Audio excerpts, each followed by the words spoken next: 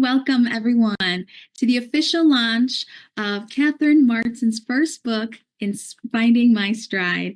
I am thrilled to have you all joining us here on Big Factor Media, and we are thrilled that you're joining us. We have an incredible program in store with full conversations with our amazing author, Catherine, learning more about her book, this journey, this inspiring process, and more importantly, the special story that Catherine has to share with us in her first heartfelt memoir, Finding My Stride. I am so happy to introduce myself. My name is Gabby Hernandez-Franch, and I am the MC for this evening. I am also Chief Operating Officer of Big Factor Media, and I am in a privileged position to be here with Catherine today to speak with her more about this inspiring book. I want to say also thank you to our team at Big Factor Media for making this book possible, our amazing team working behind the scenes, and also Olin Technology, our technology partner, for making this event possible. Thank you so much for being part of this evening. I want to start off by sharing a very brief story. Oftentimes our authors come with us with a story, with an idea, with a dream. But it takes a special kind of person to go all the way to the end and say, yes, I'm committed to creating this book and this piece of work to ultimately share their story with the world. This incredible author that we are going to be speaking with today is nothing short of that amazing endeavor as well. She created a wonderful piece of work, and I'm excited to share a brief message from our CEO, Jacqueline Camacho Ruiz, who will share a little bit as we kick off this evening. Jackie Ruiz is our CEO, as mentioned, and she is a visionary social entrepreneur that has created an enterprise of inspiration.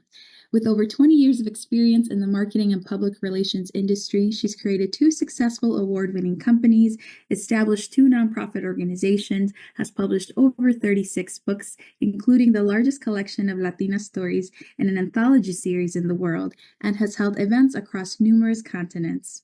I'm very excited because Jacqueline has a very special message for Catherine in our audience today as we kick off this wonderful book launch. So please hear this message from Jacqueline as we begin. I oftentimes get asked, what inspires me?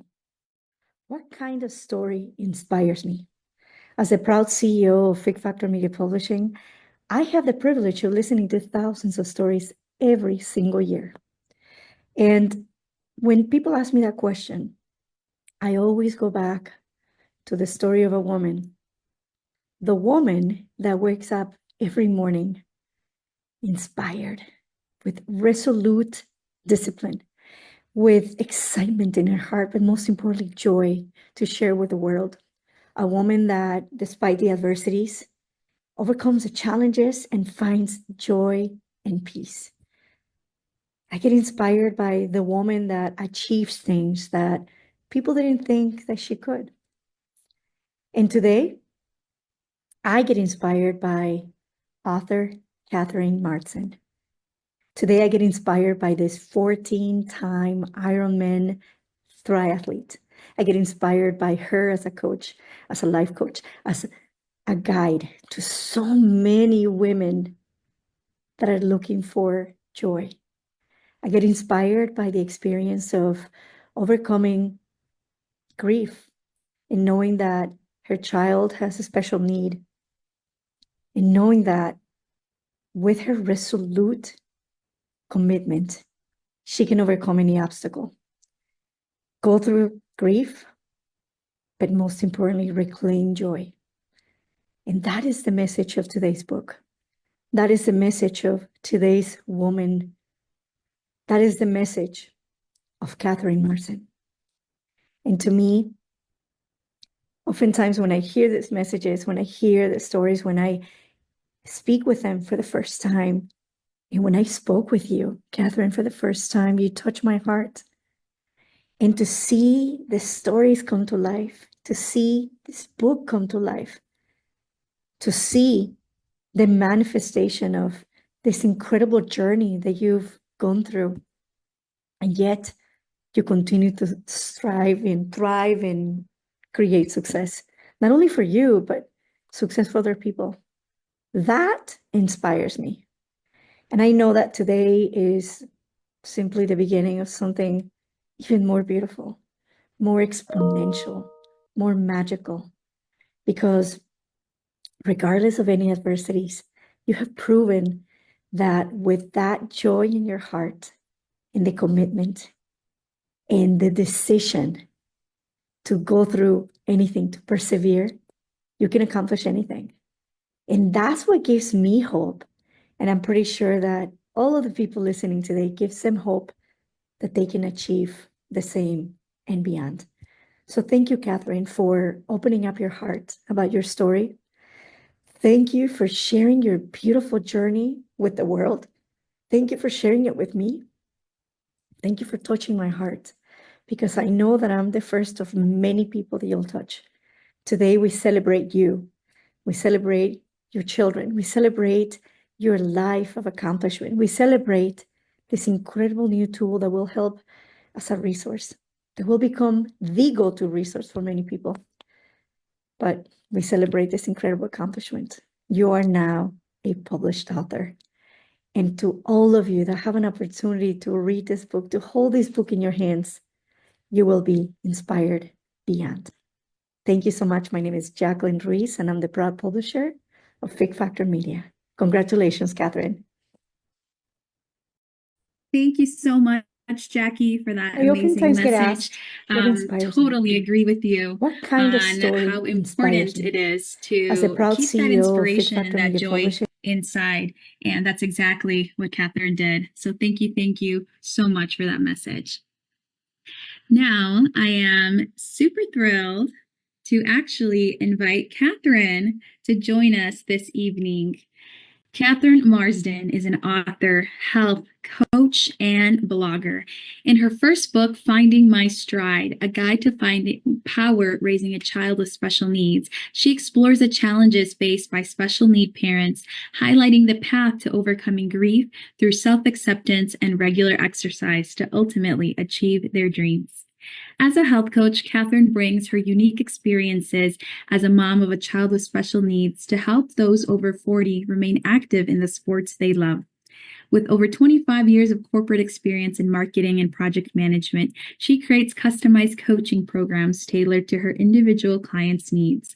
A 14-time Ironman triathlete with a passion for health and wellness, Catherine holds a graduate degree in marketing, an undergraduate degree in communications, and is a board-certified health coach through NBCHWC, the highest credentialing body in the health coaching field. When she's not writing, Catherine enjoys swimming, running, and biking in nature and traveling.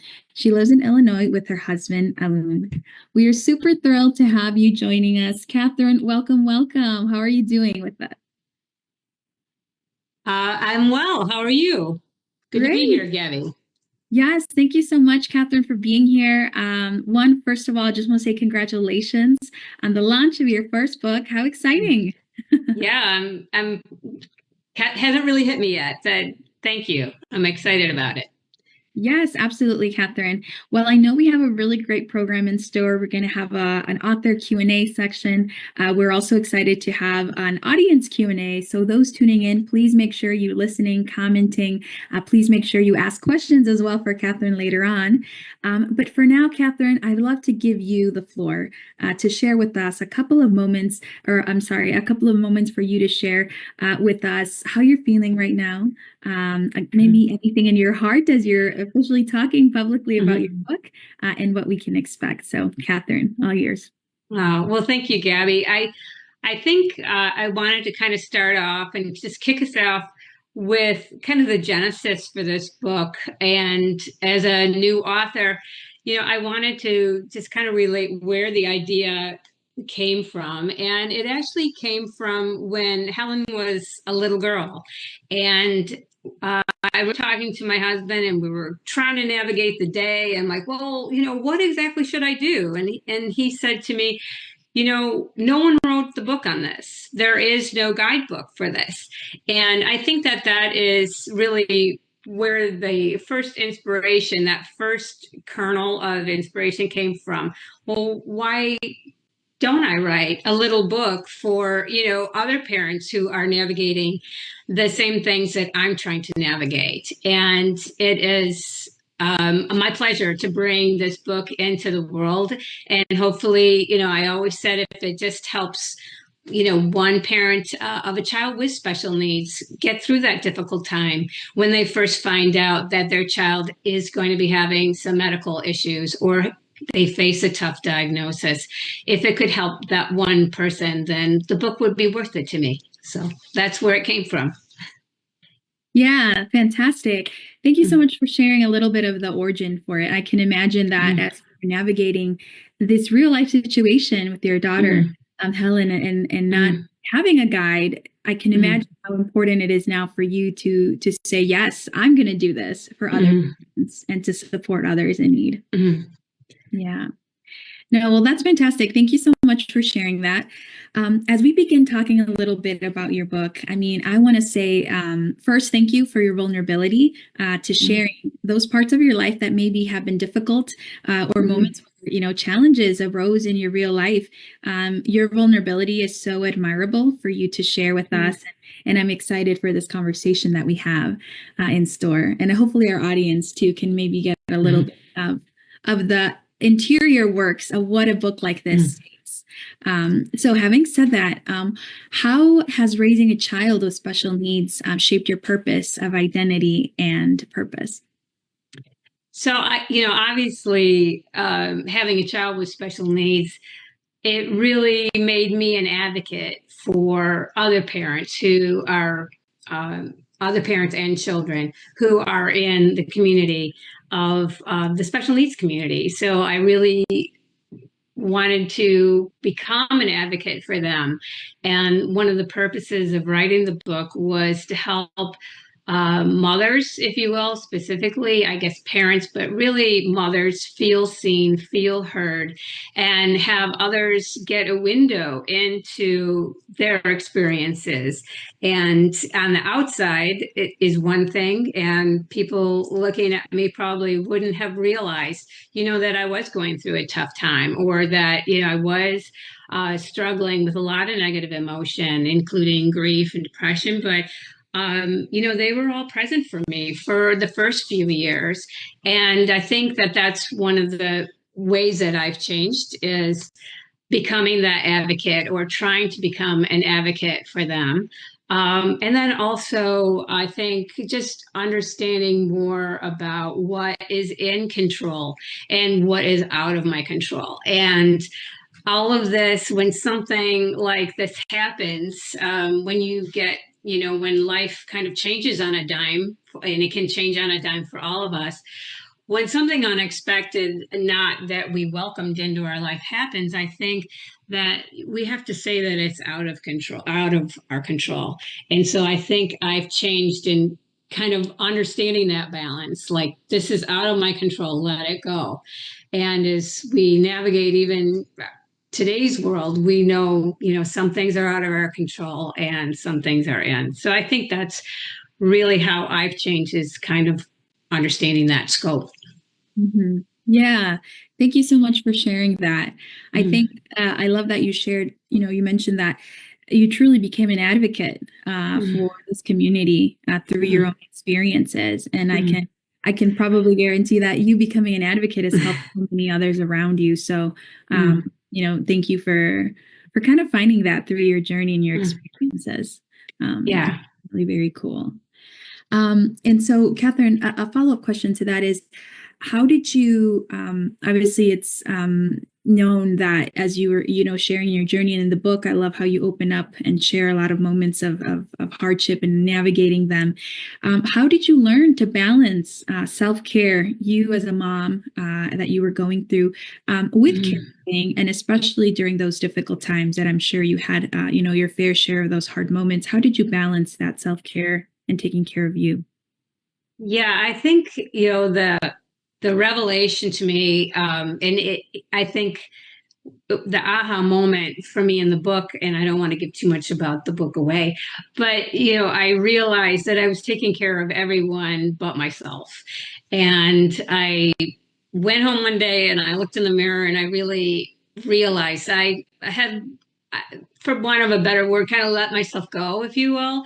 I had been really fit as a mom with my first child and with my second child. I was so consumed with taking care of Helen that I kind of lost that perspective, if you will, that I needed to put the oxygen mask over my own face first. And I think that that's really one of the messages that I have for um, parents of special or children with special needs is that, you can't really serve your child. You can't really function in the workplace. You can't really take care of your other kids, manage your household unless you fill up your own tank first. And so that really is one of the big aha moments for me. How I balanced it? Well, I was really lucky, frankly, that I was able to quit my full-time job and stay home full-time with my kids. And I was able to get out and work out during the day when Helen was at school. And I think that was really, really helpful. So not everybody can do that. And, I had a husband that was very supportive too. So I think that I had a lot going for me and that I was very fortunate in that regard.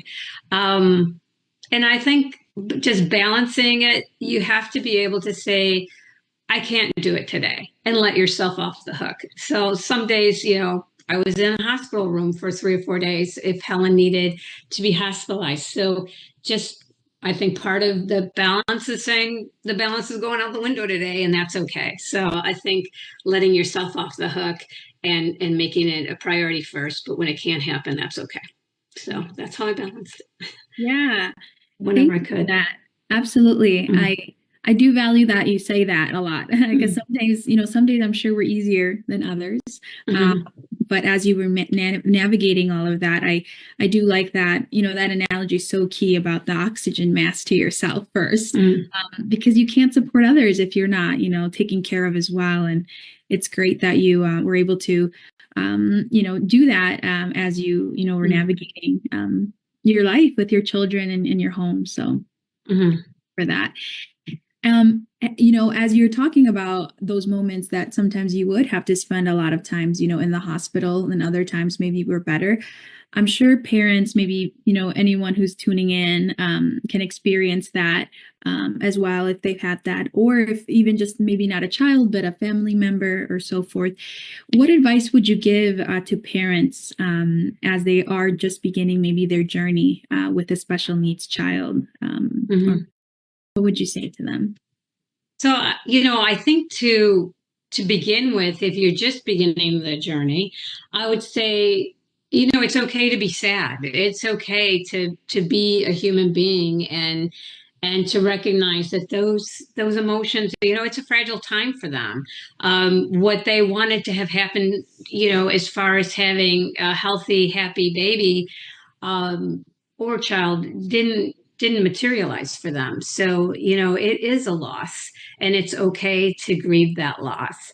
But I think to move on from that, once you kind of go through that sad period, I would say, don't go it alone. And I think I went, that was kind of one of the mistakes I made in my journey is I did kind of isolate. I did separate myself and I did go it alone a little bit too much, I think.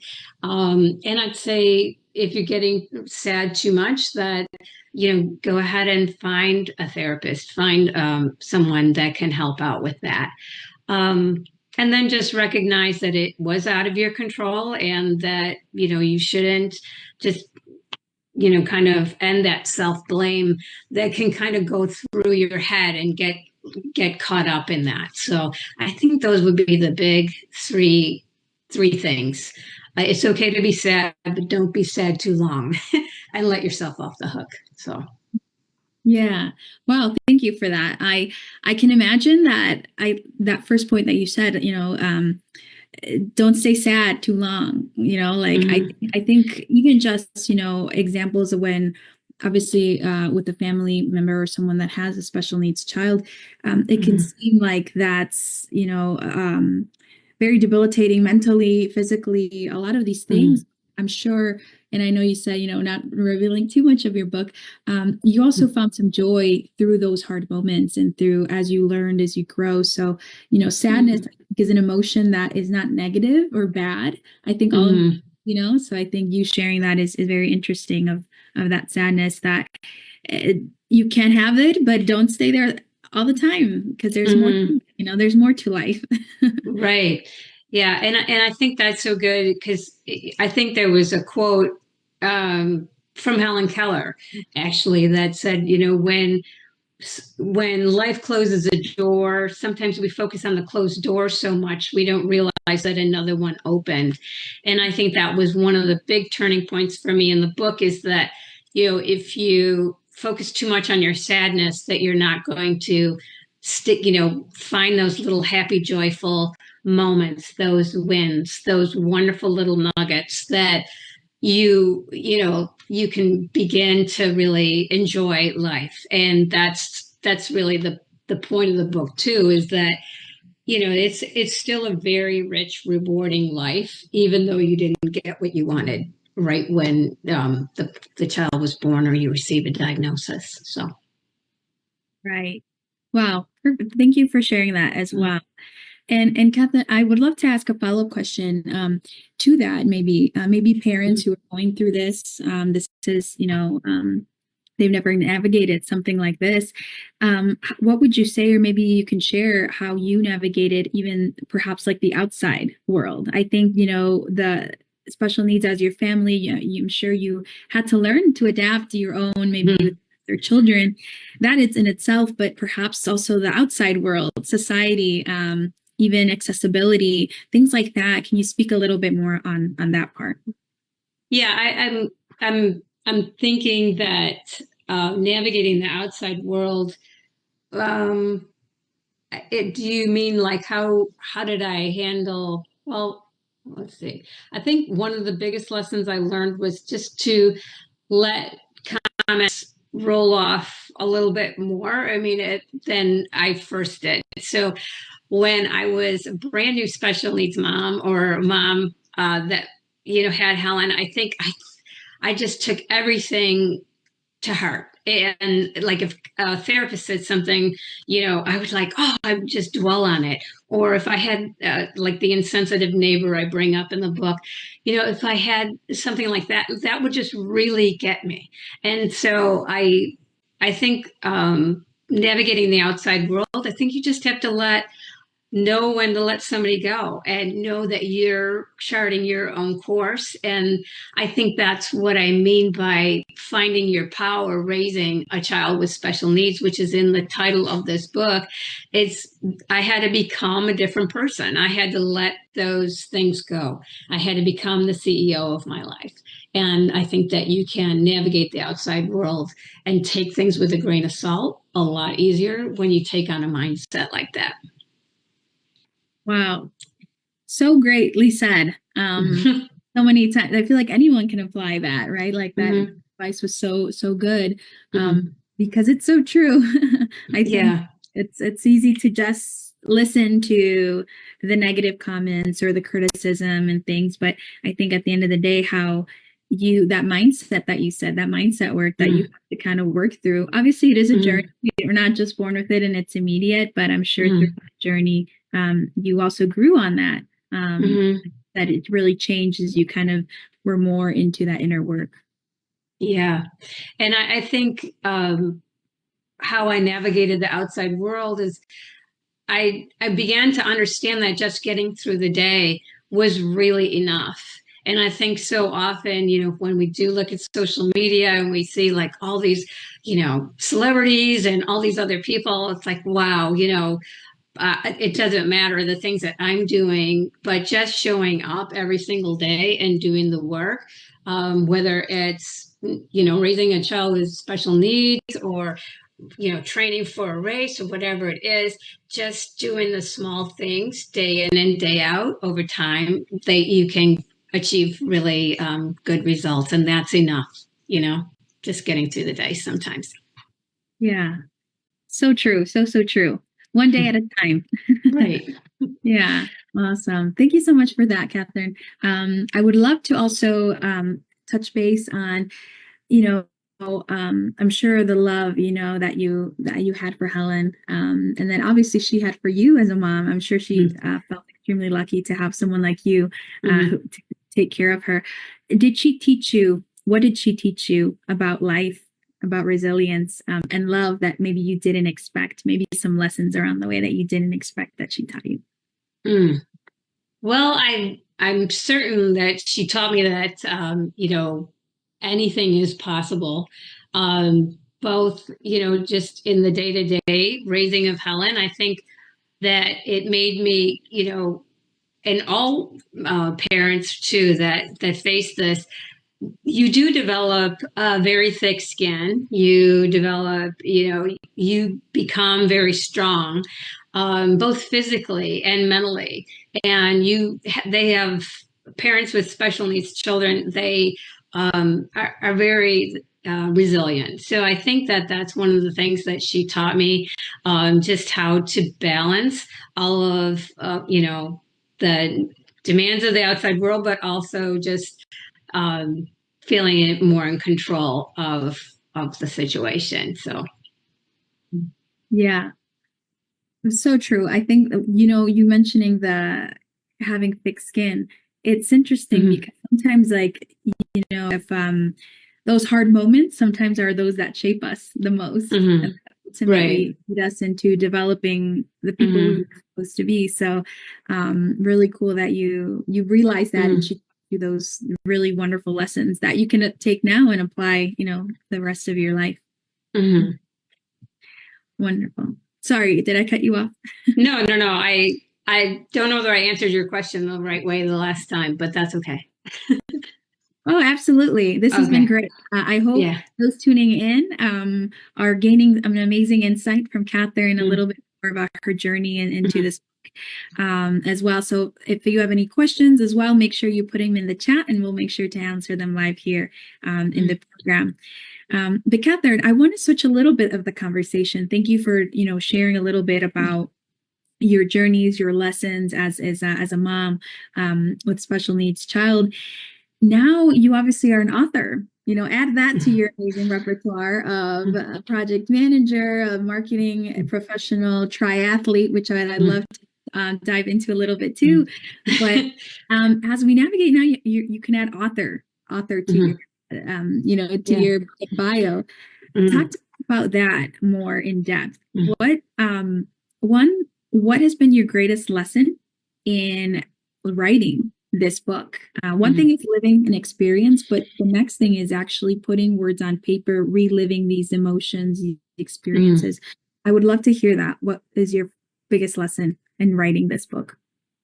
I put in the acknowledgments of this book. I had a writing coach, so I knew I wanted to write the book, and I would put it away because I really didn't want to write the book, or I didn't really want to reprocess these negative emotions that are in the first chapter. And I'm like, if I could just get past this first chapter. So the experience of writing this really, I took a course for writers, and Carrie White Kent, who I acknowledge in the book, she was my very first writing coach. She said, forget about the first chapter, just get it on paper the best you can, ugly first draft, and then move on. And if it weren't for that process, I would have stayed stuck in the first chapter, which is really a downer. I mean, it's pretty sad. It's called The Birth, and it is a sad chapter. And I think that is probably the experience that I can really think about, how I wrote the book. As just, she would say, I need 1,500, words from you in 90 days or something like that. And then I could equate it to the process of training for a race, or I need to do this much every single day, or just get a little bit out of, more advancing into the book. So I think that really helped. Is that what you were looking for, Gabby? Yeah, I mean, I think that is really fantastic way to get it, because you wanted that coach, that writing coach Mhm. that supported Yeah. you. I'm sure as a first-time author, a Mhm. little bit just like so many thoughts around your head. How do I do Mhm. this? It's your Yeah. first time, so I'm sure that helped. Yeah, and it was a little bit of imposter syndrome for sure. I'm like, I'm not an author, what am I doing writing this book? But I think as I began really piecing the different steps together, that helped me go from grief and despair into more self-acceptance and really owning, I guess finding my power, if you will. That is really like once I got past that first chapter, it was much better. Um, and I think just if I may, I had this experience yesterday where I actually handed somebody my book, and up until then, it's just been electronic and it's been Amazon and it's been very online. And I think it was just when I handed my friend a physical copy of the book and a bookmark, it was my gift to her. And I think that really brought it home for me. It's like, wow, I got it out into the world. So I think that's how I feel about it. Yeah.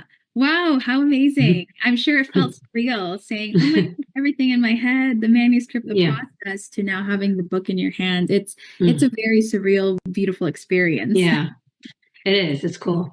Yeah, so cool. Thank you so much for sharing that, Mhm. Catherine. I would also love to ask maybe what was the most challenging part for you process? As you mentioned, obviously the first part, right? You mentioned getting over that first chapter of getting um uh difficulties, kind of like not knowing, Mm. and they said do this, and then you'll get Mm. also as you began, did you think about any thoughts maybe about how this would help others, or were there moments that maybe you felt, I don't want to share that, that's maybe too much, that vulnerable? Did you have those moments of like back and forth with yourself? Oh, for sure. Absolutely. I think that, once you kind of say, oh,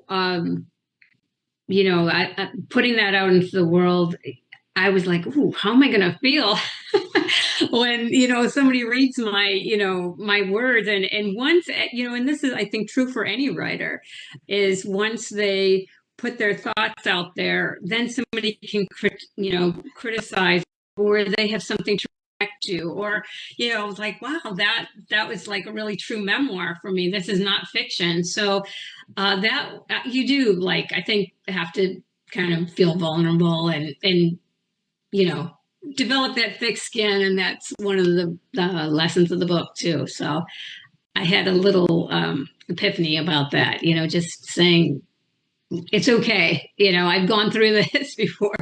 So Awesome. Thank you so much for mhm. sharing that. We I'm excited actually, as we mentioned, we have some Q&A for the audience. We had an opportunity to invite our guests to share some questions, Catherine, and we have a couple. So I'd Oh, love good. to ask you some of these. These are always fun because they kind of put you on the spot a little, but they also bring the best answers because they come from the heart. Okay, good. Yeah, so one of the questions is, what was one of the best moments of raising Helen? Any special memory that you have with her? Well, there were so many.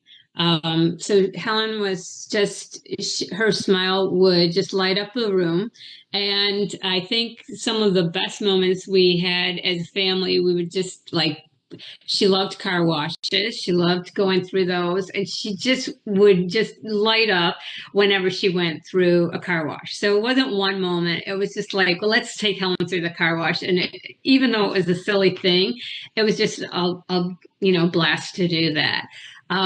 So I think that would be a special moment, and just the way that she would just get excited when she saw people come into the room, and she would be able to say hello, hi. She wouldn't say hello, but she'd say hi, or just being just so genuinely appreciative of being around others. And I think that would be like one of her special touchstones, a touchstone moment for her. So Yeah, Thank you. Thank you so much for that. Mm. We have a follow-up question. How do you and your family remember Helen? And what is there anything that you would like others to know about her? Mm. You know, Helen was an extremely hard worker. So she gave 100% every day whenever she went to school. I mean, she had a sense of humor, and just like all kids do, she was kind of a little bit of a rascal, if you will. Like she'd knock stuff down and make you pick it up and got a kick out of that. But I think that she also, you know, was quite fierce in her own way. She, I guess she had like a lot of blood draws because we had to draw blood a lot to see where her medicine levels were. So I'd say that if there's one thing, I would tell people about her is that she was a very hard worker. She was quite fierce in the way that she went about her days, and yet she knew how to have fun. So I'd say that would be the best way I would summarize how I remember her. So Yeah, how wonderful. mhm. It's special to know that those moments, those who have left us, we still keep them in our hearts no matter what things are made. Right. So how Absolutely. nice. Yeah. We have another question. Did you find support resources readily available, or did you have to search them out? So I I touched on this a lot in the book, or I don't know whether a lot, but because Helen was born in 1993, the internet was just getting started then. We didn't have a lot of online resources. We didn't really even have, medical resources for that matter. There was no MyChart back then. There was no way to really, I guess, communicate, if you will, with other families. So I had to do all of that research myself, but it wasn't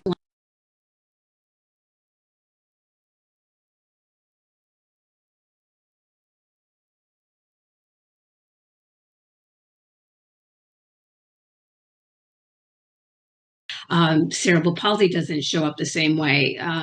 Down syndrome doesn't show up the same way. So I think that resources were not readily available for me, and I think that that I had to go and find them. So other moms were my best resource, actually. So Yeah. Thank you. Thank you for that openness to share. I think, as you mentioned, thankfully technology is a wonderful thing. It can be, used properly. And then as well, we see sometimes the rise of social media, how that can do. Right. Medically, I'm sure so many advancements and things like that, perhaps resources, the connection to, sometimes now there's Facebook where, groups like that can rise to support. So I'm sure thank you for sharing your experiences as that. And hopefully with your book being a resource for others as well, be one in itself. So very, very cool. Yeah. Thank you so much, Catherine. This has been so awesome hearing you talk about the book, your journey with Helen, how you grew as a person, as a mom, as a professional. And I actually would love to ask a question that we read in your biography. Is something that is super great, and I think you should definitely speak briefly about it before we move on to a special giveaway. You also talk about the importance of health and wellness, and obviously you being a health coach, personal trainer. You also talk about the races that you do. You're a triathlete. You're 14-time Ironman participant. That is incredible, and I think. I would love if you could touch a little bit on that, how health and the wellness and your journey, your capabilities have really impacted you as a person. As well. Wow. Well, I think that, as I mentioned earlier in this interview, I really felt like self-care kind of went by the wayside there for probably a decade. It was a long time of Helen's life. And I realized I wanted to do something more with getting back into shape. And so I started working out and as we mentioned in the book, Helen passes away. And during that time, before she passed away, Helen and I had watched The Hoyts on TV on NBC5, and I admired them so much. This parent and his child with CP. So that really kind of sparked that idea in me, and then decided to get into triathlon. And the more I trained, it just really, as I mentioned to my coach, I said, this level sets me. This regulates me. Working out is and being outside and really moving my body and getting outside in the sunlight helped me process that grief. And so I just decided I, would begin training for triathlon. And because the Hoyts were there and it was just kind of in memory of Helen, that's why I really wanted to do Kona ultimately and get there. So that's why I did so many of them. So there may be another one in the future, but I don't know yet. Wow, fantastic. What an amazing accomplishment, Catherine. And I really admire you, your commitment, your dedication to your family, your children, and yourself as well. I think, I know our audience, I'm excited for you to share, go back in and see some comments, but really wonderful what you have done with your book, with your accomplishments, and obviously these accomplishments as a triathlete too. So really admirable. So I just want to make sure I thank you for sharing with us all of that, and congratulations on all of taking that pain into wonderful things, to joy, and you're glowing. I just want to say. Yeah. Well, thanks.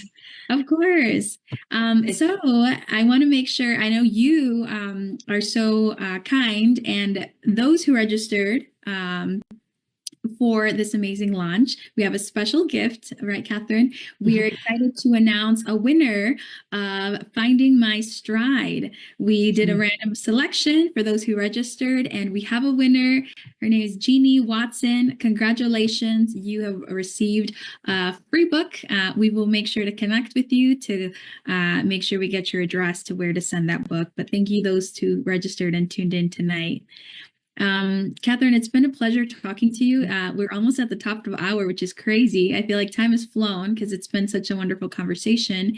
But as we move on, I want to give back the floor to you, if you will, for you to share maybe any future plans, any final words that you want to share with our audience as we wrap this program. I think, future plans for the book would be just watch out for a surprise next week. There's an exciting surprise that Fig Media has planned. And another idea that I would really like to get out there is just kind of a guide, because at the end of each chapter, there's some questions, some reflections. And I thought maybe if I just distilled those down kind of into a little workbook, that would be pretty cool too. So that would be my future plans if I had any. So, well, I do have some. But yeah, those are my plans. So wonderful. Well, thank you so much. We definitely will be in touch. And yes, as you mentioned, a special surprise. Stay tuned next week for more surprises and announcements in regards to the book. And also the book, obviously, as you all know, the book is available now on Amazon. Please make sure to get your copy. Please support, obviously, Catherine and her message, and get 2 copies. I always say get 2, get one for yourself, and then get one to give to someone that needs it. So hopefully if you know any family members or, neighbors, etc., who can maybe relate to this content, please share them with them. And so we're super excited to continue growing and sharing this wonderful book. And also connect with Catherine. She is on Instagram, Facebook, LinkedIn. I know as Catherine so willingly shared so much of her story through this book and in this event, I know she would be happy to connect with you all if you have further questions and would like support. But Catherine, thank you so much for this wonderful interview book launch that we have. I wish you the best of luck. I know your book will inspire many, and this is just the beginning of you and the legacy that you have created with Helen in mind. And thank you. So thank you so much for speaking. Thank you. Thanks, Gabby. Thanks, Awesome. everyone. Thank you, everyone. Have a great evening. We'll be in touch and we'll catch you next time. Okay. Bye.